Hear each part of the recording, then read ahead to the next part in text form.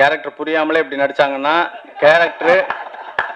Character புரிஞ்சிருந்துச்சுன்னா கண்டிப்பா இதுக்கு மேல ஒரு பெர்ஃபார்மன்ஸ் வந்திருக்கும். கதை மேலேயும் சரியா கேரக்டர் மேலேயும் பெரிய நம்பிக்கை கிடையாது. இருந்தாலும் எனக்காக அவங்க உள்ள வந்தாங்க. அதுக்காக என்னை நம்பி வந்ததுக்காக ஐஸ்வர்யாவுக்கு தேங்க்ஸ் சொல்லிக்கிறேன். முதல்ல நான் தேங்க்ஸ் சொல்ல வேண்டியது ஆடியன்ஸுக்கு தான். ஆடியன்ஸ் சப்போர்ட் இல்லைன்னா இந்த படம் பார்ட் 2 வந்திருக்காது.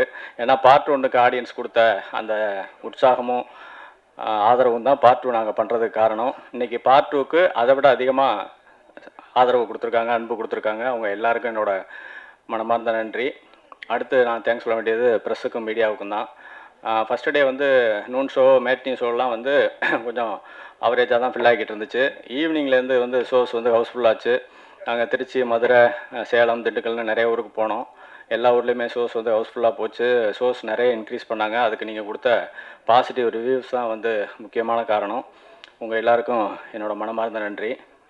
அடுத்து விஷ்ணு சார் வந்து பார்ட் 2 பண்ணலாம் அப்படின்னு சொல்லி ஆரம்பித்த அந்த நிமிஷத்துலேருந்து இப்போ இந்த நிமிஷம் வரைக்குமே அவரோட அந்த எஃபோர்ட்டு, உழைப்பை நான் பக்கத்தில் இருந்து பார்த்துருக்கேன்.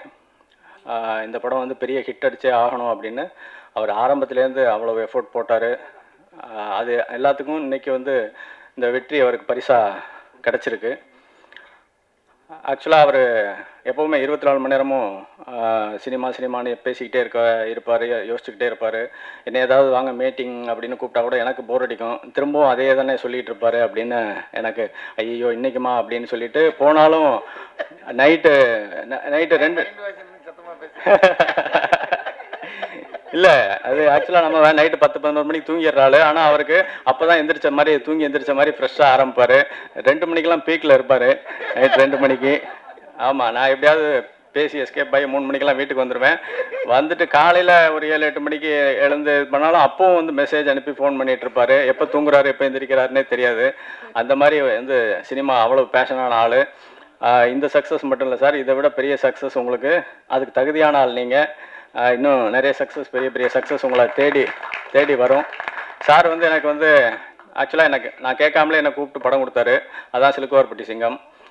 அந்த படம் வந்து அந்த நேரத்தில் வந்து பெருசாக போகலை. ஏன்னா 6-7 படம் ரிலீஸ் ஆச்சு. அதனால் தேட்டர்ஸ் கிடைக்காம ஆவரேஜாக தான் போச்சு.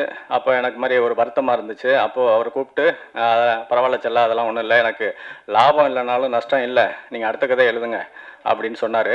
அப்படி ஆரம்பித்த படம் தான் கட்டா குஸ்தி பார்ட் 1 அப்போ எடிட்டிங்கில் நான் அவர்கிட்ட சொன்னேன், ஒரு விஷயம் சொன்னேன். இந்த படம் வந்து இவ்வளோ அடிக்கும் சார், இவ்வளோ வசூல் பண்ணும் அப்படின்னு சொன்னேன். ஆனால் நாங்கள் நினச்ச அளவுக்கு, நான் சொன்ன அளவுக்கு அது வசூல் பண்ணல. பார்ட் 2 ஆரம்பிக்கும் போது எனக்கு இருந்த ஒரே டாஸ்க்கு என்னென்னா, நம்ம அன்றைக்கி சொன்ன அந்த நம்பரை தாண்டி இது பண்ணணும் அப்படின்றது தான் எனக்கு என் முன்னாடி இருந்த ஒரே டாஸ்க்கு. அது கண்டிப்பாக அது இப்போ பண்ணிடுச்சு. அந்த விதத்தில் எனக்கு ரொம்ப சந்தோஷம். அதை தாண்டி போயிட்டுருக்கு. சார் வந்து ஆக்சுவலாக ஒரு படத்தை வந்து கமிட் பண்ணுறதுக்கு அவ்வளோ அனலைஸ் பண்ணுவார், கால்குலேட் பண்ணுவார். ஒரு ஹீரோவாகவே அப்படின்னா ப்ரொடியூசராக அதுக்கு மேலே பயங்கரமாக. அவருக்கு நான் அப்பப்போ ஏதாவது பேர் வைப்பேன். அனலைசிங் ஸ்டார், அப்புறம் கால்குலேட்டிங் ஸ்டார், அப்புறம் எக்ஸ்பெரிமெண்டல் ஸ்டார், இப்படின்னு நிறைய வைப்பேன் அப்பப்போ பேர் வைக்கிறது. ஆக்சுவலாக இப்படி தனித்தனியாக இருந்தாலே அவர் எந்த படமும் கமிட் பண்ணுறதுக்கு அவ்வளோ யோசிப்பார். அதனால தான் 17 வருஷத்தில் 22 படம் தான் பண்ணியிருக்காரு. அப்படி இருக்கும்போது 3 படமும் ஹீரோவாகவும் ப்ரொடியூசராகவும் என்னை நம்பி எனக்கு கொடுத்து 3 படம் அடுத்தடுத்து கொடுத்து, அது பெரிய விஷயம் சார். ஆனால் இதுக்கு எனக்கு 3 அவார்டு கொடுக்கலாம். ஏன்னா உங்களை வச்சு நான் 3 படம் பண்ணிட்டேன். முனிஷ்காந்த் சார் கை தட்டுறாரு. ஆமாம், கை தட்டக்கூடாது. ஐஸ்வரி சார் வந்து ஆக்சுவலாக ஒரு படம் ப்ரொடியூஸ் பண்ணுறதே பெரிய கஷ்டம், பெரிய வேலைகள் நிறைய இருக்கும். சார் ஒரே நேரத்தில் 10 படம் ப்ரொடியூஸ் பண்ணுறாங்க. இது மட்டும் இல்லை, ஆக்சுவலாக சார் வந்து ஸ்கூலு, காலேஜ், ஹாஸ்பிட்டல் அப்படின்னு பார்க்குறதுக்கு எப்போவுமே பிரமிப்பாக இருக்கும்.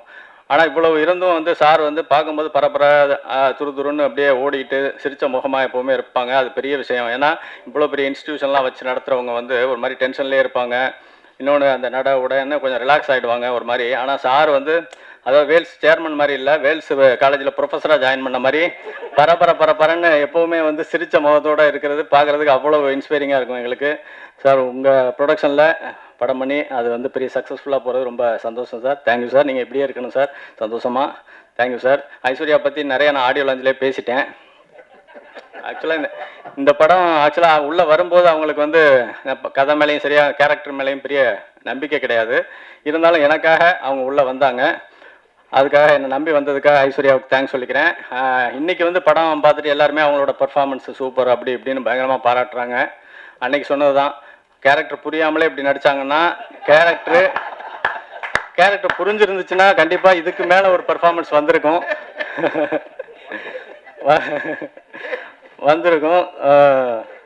Thanks Aishwarya ma'am. அப்புறம் ஜாரா வந்து ஒரு வரியில் சொல்லணும் அப்படின்னா, ஆக்சுவலாக காட்ஸ் ஓன் கண்ட்ரி அப்படின்னு கேரளாவை சொல்கிற மாதிரி அது காட்ஸ் சைல்டு. அது அந்த மாதிரி ஒரு பவர் உள்ள குழந்தை அது. ஜாரா ஒரு லைட்டு மாதிரி ஸ்பாட்டுக்கு வரும்போதே அந்த ஷூட்டிங் ஸ்பாட்டில் அந்த லைட் பரவும், எல்லாரும் சந்தோஷமாக வந்து ரியாக்ஷனே மாறிடும். ஜாரா இல்லாத ஒரு சில நாள் வந்து ஷூட்டிங்கே டல்லாக இருந்துச்சு. அந்த மாதிரி ஜாராவோட ப்ரெசன்ஸ் இருக்கும். தேங்க்ஸ் ஜாரா. கருணாசனை வந்து கட்டாகுசிக்கு பெரிய ஸ்ட்ரென்த்து. பார்ட் 1லையும் சரி பார்ட் 2லையும் சரி. ஆக்சுவலாக பார்ட் 1 போய் நான் அண்ணன்ட்ட வந்து சொல்லும்போது இந்த மாதிரி ஒரு கேரக்டர்னு நீங்கள் தான் பண்ணணும். ஆக்சுவலாக லேடிஸை நீங்கள் திட்டணும், ஆனால் அது லேடிஸே ரசிக்கணும், அப்படி ஒரு கேரக்டர்னு. மணிவண்ணன் சாருக்கு அப்புறம் வந்து அது மாதிரி ஆர்டிஸ்ட் இல்லை. ஒரு ஹியூமரு, வில்லத்தனம், கேரக்டர் எல்லாம் கலந்து பண்ணக்கூடிய ஒரு ஆர்டிஸ்ட்டு இல்லை தமிழ் சினிமாவில். நீங்கள் வந்து ஏற்கனவே 5 வருஷம் எம்எல்ஏவாக இருந்துட்டீங்க, போதும்ண்ணே நீங்கள் சினிமாவுக்கு வாங்க அப்படின்னு நான் அப்போவே சொன்னேன் அண்ணன்ட்ட. நான் என்ன பண்ண மாட்டேன், என்ன சொல்கிறேன், படம் வந்தால் பண்ண போகிறேன் அப்படின்னு சொன்னார். இல்லைண்ணே கட்டாகுசிக்கு அப்புறம் பாருங்கள் அப்படின்னு சொன்னேன். அதே மாதிரி கட்டாகுசிக்கு அப்புறம் நிறைய அண்ணனுக்கு படம் வந்துச்சு. எனக்கு ஃபோன் பண்ணி அப்பப்போ சொல்லுவார் இது மாதிரி அப்படின்னு. இப்போ பார்ட் 2லையும் வந்து அண்ணன் பர்ஃபார்மன்ஸ் ஊரே வந்து பாராட்டுது. இதுக்கப்புறம் நிறைய காமெடி ரோல்ஸு நிறைய வரும்னே பழையபடி கலக்குங்க. அப்புறம் எனக்கு என்னென்னா, இப்போ முனிஸ் அண்ணன் வந்து ஆக்சுவலாக இப்போ ஹீரோயினை கூட நான் சமாளிச்சிடுவேன் ஸ்பாட்டில். ஆனால் முனிஸ்காந்த் அண்ணனை வந்து சமாளிக்கவே முடியாது. நான் எல்லாருக்கும் நானே போய் டயலாக்லாம் சொல்லி கொடுப்பேன். ஆனால் முனிஸ் அண்ணன்ட்ட மட்டும் அசோசியேட்டை கொடுத்து விட்ருவேன்.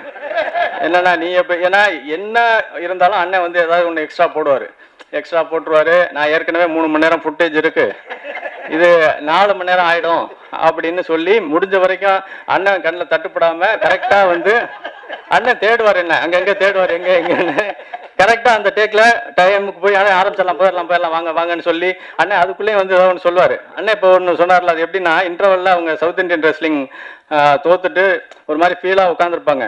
அப்போ நான் அண்ணன்ட்ட சொன்னேன், நீங்களும் ஒரு மாதிரி ஃபீல் பண்ணணும்னே, பக்கத்தில் நில்லுங்க போதும்னே. இல்லை ஒரே ஒரு டைலாக் போட்டுக்கிறேன் அப்படின்னாரு. என்ன டைலாக்னா என்ன, நான் கற்றுக் கொடுத்த ஒரு டெக்னிக்கை கூட நீ ஃபாலோ பண்ணாமல் இப்படி தோற்று போயிட்டியம்மா அப்படின்னு சொன்னோன்னே நான் சிரிச்சிட்டேன். என்ன நான் சீரியஸாக சொல்கிறேன் சிரிக்கிறீங்க அப்படின்னாரு. இல்லைண்ணே அந்த பொண்ணு வந்து அந்த ஃபைட்டில் வந்து அடிபட்டு செத்து போயிருந்தா கூட நான் கற்றுக் கொடுத்த ஒரு டெக்னிக்கு கூட ஃபாலோ பண்ணியிருந்தா நீ வந்து இந்த கதிக்கு ஆளாக இருக்க மாட்டியம்மா அப்படின்னு நீங்கள் சொல்லியிருப்பீங்க அப்படின்னு. அதுலேருந்து அண்ணன் சொல்கிறத விட்டாரு.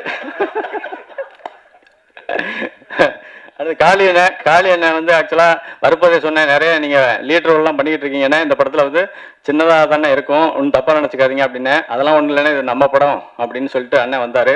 அண்ணன் தேங்க்ஸ்ண்ணே. அதே மாதிரி எல்லாருக்கும் தேங்க்ஸ் சொல்லிக்கிறேன்.